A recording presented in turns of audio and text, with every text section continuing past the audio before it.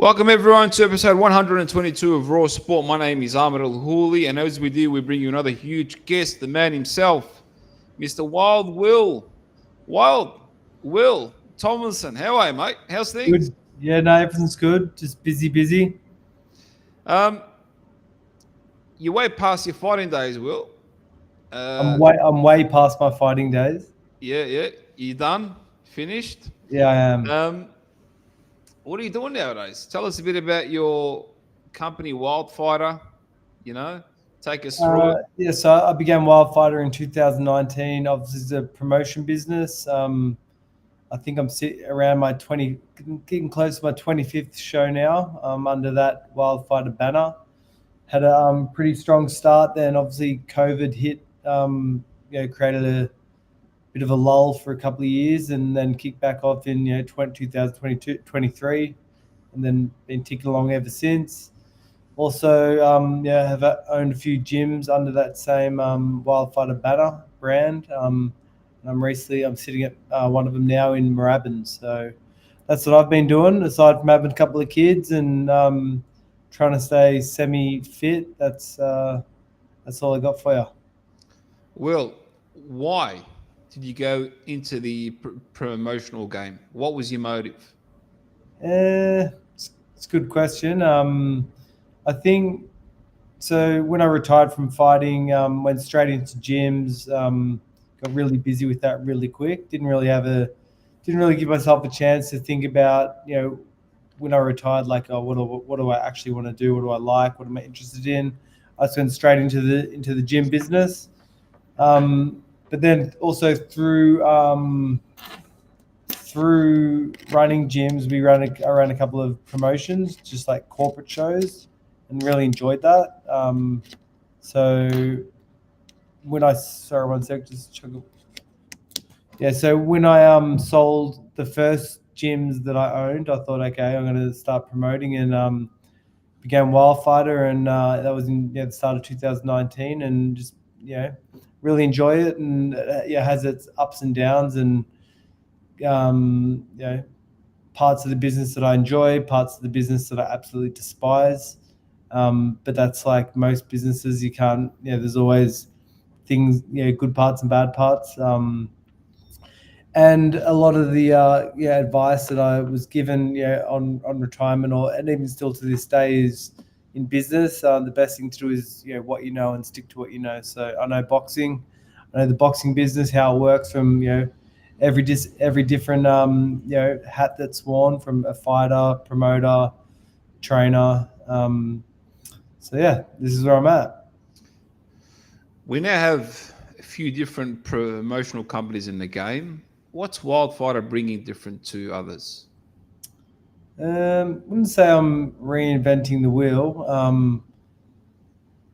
What I'm not saying, I can't say what I'm doing that others aren't, but what I am doing is I'm trying to put on, regular, consistent shows, good quality events, making sure that they're presented well, they're marketed well, the product that people are purchasing tickets to, they're good competitive matchups, exciting fights, and that's brought together not only by the talent that's in the ring and how they're matched, but also again the presentation of the show, with like the audio visual and the venues that you use to create a fun, vibrant atmosphere. So to make sure that everyone, the ticket holders, are having a good time and they want to come back, and they want to come back to follow the fighters, to see their careers progressing. The guys that I work with, I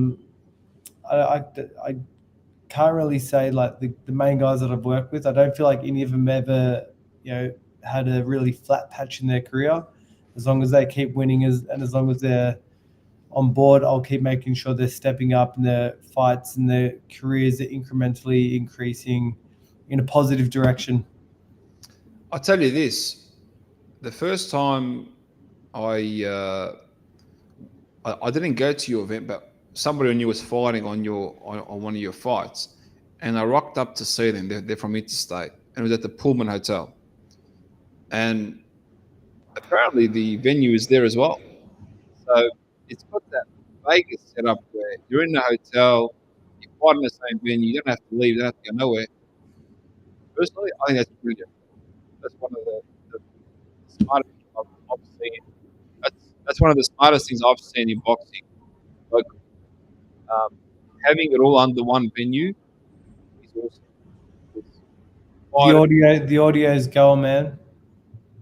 you can't hear me? I can hear you now. Yeah. You keep just cutting in and out, in and out. Just maybe keep the mic a bit closer. So the fact that you have the fighters and the venue where the fight's going to happen all under one roof is awesome, in my opinion. Yeah, And that's the Vegas style. That's how it's done at the top. And your production is awesome. I mean, you're doing things where some of the top promoters in the sport are not doing. I look at all your marketing, the way you present fighters, your walkouts, your stream. I, I give you props. The question is, how do you build a viable model to keep scaling that and going up every time, doing better and better? it's super important that in order to continue to grow, you need to make sure that the like the number one fundamental is making sure that your talent is growing at the same rate and they're evolving as well from their fans and their followers, which generates the ticket sales, their online presence, which is going to generate the pay-per-view sales. Um, that's what ultimately dictates the growth of a promoter, um, the the growth of their fighters on their cards. Um, so it's super important that you're investing into good marketing around your fighters so that they're getting more fans that want to come and pay to watch them fight, whether they're buying a ticket or buying a pay-per-view, because that's the revenue that we use to reinvest back into the overall event and that particular fighter's development of their career. Better opponents, sanctioning fees for international titles, because it all costs money, and that's what you have to pay to grow. You have to invest. You have to continue to invest and invest and invest. How do you hold up? Like most things, most businesses, um, need investment to grow. Absolutely. How do you hold on to that talent in such? That's tricky. That's very tricky, and a bit of a sensitive topic at the moment. Why is that? Oh, it just is. It's raw. I mean, it's called raw sport, so you can go as raw as you want here, Will. Yeah, no, I don't need to go too raw, but just with I'm producing some good events which are attracting a lot of eyeballs and good fights with good matchups, and essentially good talent is being bred from that, and now they're in a position where bigger in some people's eyes bigger opportunities are being presented that I at the moment can't fulfill with live TV.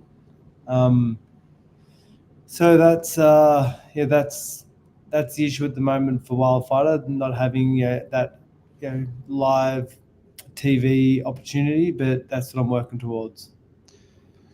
So, Will, you're saying that the fighters that are being poached basically are being poached by other promoters who have networks, larger networks, TV, basically, right?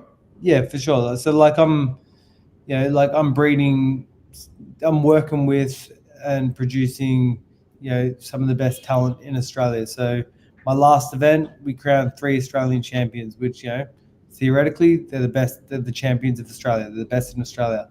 So of course the guys, the bigger guys, the bigger players, they want them on their network. So, they're going to, contact them, make them offers and try and bring them across. That only makes sense.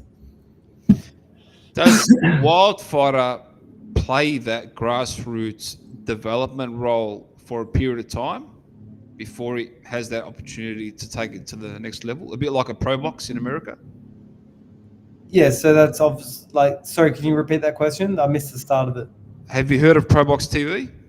I think I've heard of it. I'm not sure Yeah. what they do. So Pro Box TV is very grassroots, Yeah, and they develop a lot of fighters, yeah. and they're 50-50 fights, right? Mm-hmm. And many of the fighters that come through the Pro Box system end up fighting for titles, bigger fights with the PBCs, the top ranks, the Golden Boys, now Ring, Matchroom, and so on. So that's what they do, and I see a lot of similarities between what you're doing and what they're doing. Even their production, their marketing, they put a lot of effort into it, and they build a bit of a network there. Yeah.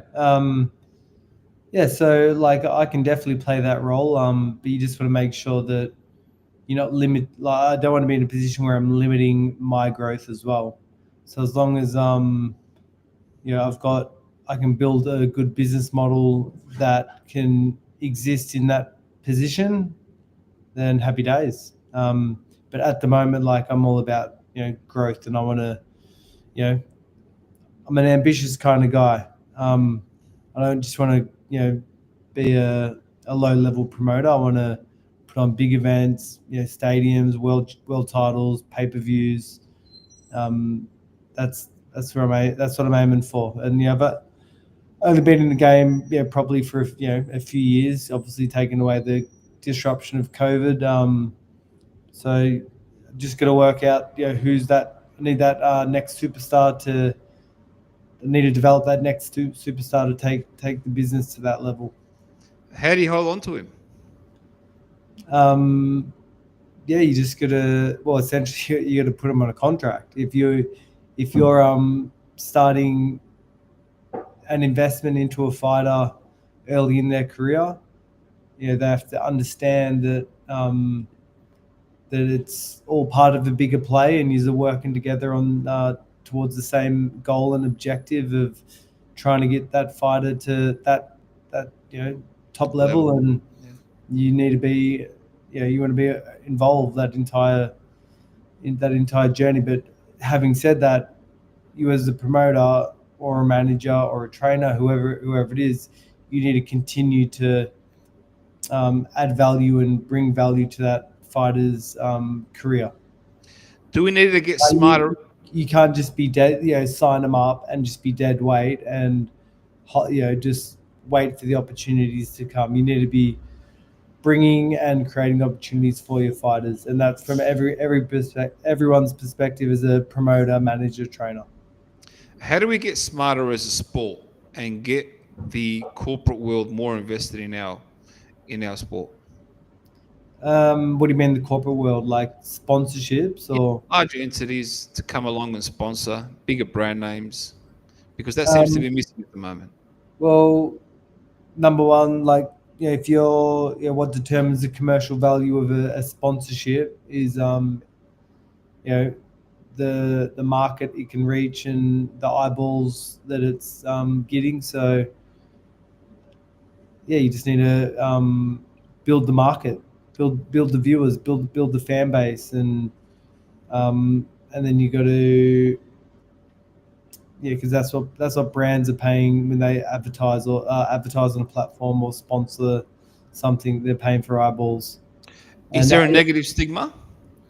There's no doubt a global negative stigma for boxing, not just Australian boxing. Like boxing everywhere in the world is got that same stigma attached to it,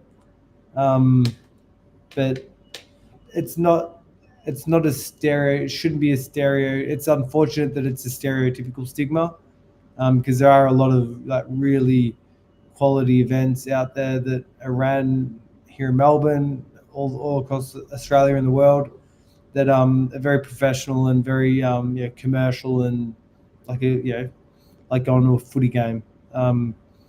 So it's unfortunate that that a lot of the time that default stigma kicks in. But all we can do as promoters is just keep trying to put on good fights, good shows, fun events, and that can sort of change. I don't feel like my Wildfighter has that stigma attached to it. Well, I had Matchroom founder Eddie Hearn on the show last week, and he stated that the purses in Australia were 5 times less, or around 5 times less than what they were in the UK. Well, why is that? Or is that true even? I don't think that's true. I think that's a massive exaggeration. I've heard, who was it? It was a UK boxer, Anthony Fowler. Fowler, yeah. Yeah, Anthony Fowler. I think it was him. He was talking about he was like doing like a tutorial educational video educating boxers. The video was obviously like speaking to boxers, giving them a trying to make them understand the structure of how a lot of fight deals are done. So a lot of promoters only pay their fighters in tickets. So you want to fight on the card? Beautiful. Here's 200. Here's 50 tickets. Go sell them for $80 each, and you got $4,000 as your purse. So technically, they're paying their fighters nothing. That particular promoter that was obviously based in the UK, if it's coming from Anthony Fowler. But yeah, I lived in America, and I was signed with Golden Boy, and trained in a lot of gyms around LA, and knew a lot of boxers and low level boxers, and the purses that they were getting were a lot less than some of the purses that are paid here in Australia. Interesting. If I gave you a magic wand, Will, and I said to you, fix the sport, what would be the first thing that you would fix? I would fix what's the word for it? Hidden agendas. Managers, promoters, trainers acting with a hidden agenda. For me as a promoter, there's nothing worse when I try and contact a manager to make their fighter an offer and they don't even take my call. Like, for all they know, I could be ringing up to offer Ben Smith $200,000 to fight, someone on my card. And this Ben Smith has never seen that type of money before. But he's not answering my calls because he's got his own agenda to work. He believes that he's working against me, or he doesn't like me, or for whatever reason he just doesn't want to answer my calls, or he might not even deliberately not be answering my calls. He might be busy doing something else, or he's busy working in his 9-to-5 job, because a lot of there's not many full-time boxing managers here in Australia. It's all like a bit of a side hustle, and some of the time they neglect their responsibility of managing that boxer's career, because it's not top of their priority list. So that's really annoying and frustrating for me, and something that I think needs to be fixed. Anything else?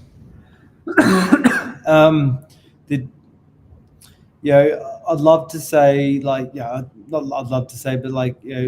lot of people say TV should be shared around better, but I don't think that's I don't think that is the issue, because if Fox Sports, for example, just randomly shared all the dates to all the different promoters around Australia, then it all becomes very disjointed, unorganized, unscheduled, and they can't rely on that structure to work towards building products that eventually are going to sit on their main event pay-per-view platform. The correct use of those lineal free-to-air cards are to work towards building products that can inevitably be sold as a pay-per-view, and randomly distributing them to 10 different promoters around Australia isn't going to do that. So that's that is not the issue. Will, There are plenty of issues in boxing. Plenty of would issues. you say that the biggest one of the issues, because we're always hearing Fox, this, that. Do you believe there's too much whining and whinging and not enough go out there and be competitive and do it better? Yeah, well, end of the day, like if, including myself, if I really wanted to have a red hot crack at Fox, I could pay, I could pull out my checkbook and pay, make an offer to No Limit, or whoever's got Fox at that point in time for $10 million for Tim Tszyu to fight, a trilogy against Fundora, and fork out whatever amount of money that is required to do it, and I'm sure that would give me Fox. It's it's all about, again, back to what I said, like making that investment into growth and putting your balls on the line and forking out the dollars to sign all the top dogs, and be ready to ride the wave, win, lose or draw, to try and build their careers into something that a network like Fox or Stan or DAZN want to be a part of, and want to be a part of the big picture play. Wow. All right, Wildfighter, you've got some shows coming up. Talk to us. What's going on? What's happening? So next show is September 20 at the Pullman Hotel, back at the Pullman, headlined by Dominic Molinaro and Nathan Silva for the Australian middleweight title. Dom's a kid that I've recently signed, just won the Australian title, and someone that I'm really keen to work with moving forward. He's he's everything you want in a fighter, from a motivated, disciplined, like he's an all-in type of guy. He trains like a pro, treats it like a full-time job. Sorry, excuse me. You're right. And so he's got a tough fight against Nathan Silva, which would be really good. Adrian Paoletti is taking on Reynold Quinlan for the over 8 rounds at cruiserweight. Obviously Reynolds, the very experienced fighter, very dangerous puncher. Probably not ideally a cruiserweight, but he's still going to be a good test for Adrian. Adrian, is a very exciting guy to work with as well. He's not far off, challenging for an Australian cruiserweight title. Very strong, dynamic fighter. Very big amateur career to give him those strong foundations to move forward aggressively in the pros. Hence, fighting Ren in his third fight. And then we've got a lot of guys turning professional: Leon Pallerini, Jacob Todd, Jordan DiCarluccio. All 3 guys are on debut. All very good amateur boxers turning pro. Little Bo Piggott, he's having another his second pro fight on the card. He's another good amateur turn pro. So it's gonna be a good night, good fun night of fights. Expecting another big crowd. So yeah. Where can people watch it? So it'll be live streamed on our regular platform that we use, Live Combat Sports, and all the those live stream link and the ticketing link are available via the Wildfighter website, which is wildfighter.com.au. Fantastic. Yeah. Wild Will, I want to thank you very much for taking the time to join me. Before we wrap things up, do you have any parting words for us? No, just in regards to this next show at the Pullman, September 20, it's going to be a really good, fun night of fights. Encourage everyone to come down, support the local guys. Dom Molinaro, Nathan Silva should be an absolute banger for the Australian middleweight title. And on behalf of Wildfighter, I look forward to putting on a good show for everyone once again. Ladies and gentlemen, Will Tomlinson, thank you very much for joining me on Raw Sport. Take care, everyone.